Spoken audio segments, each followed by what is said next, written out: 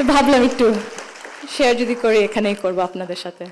দাদু যখন আমাদের সাথে লন্ডনে ছিলেন গত বছর প্রথমের দিকে, উনি যখন এসেছিলেন তখন হাসপাতালে ছিলেন কিছু চিকিৎসার জন্য।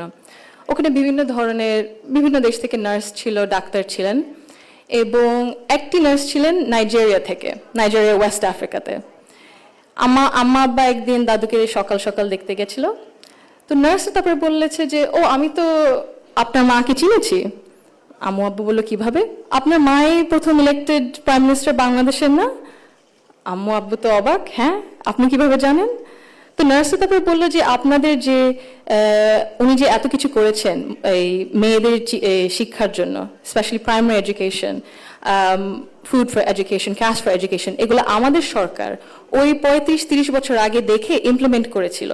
আর ওই কারণে লক্ষ লক্ষ মেয়েরা গ্রাম অঞ্চলে, ওদের দেশে গ্রাম অঞ্চলে বিভিন্ন জায়গায় সদরে এখনো শিক্ষা পাচ্ছে, অন্তত প্রাইমারি এডুকেশন লেভেলে। সো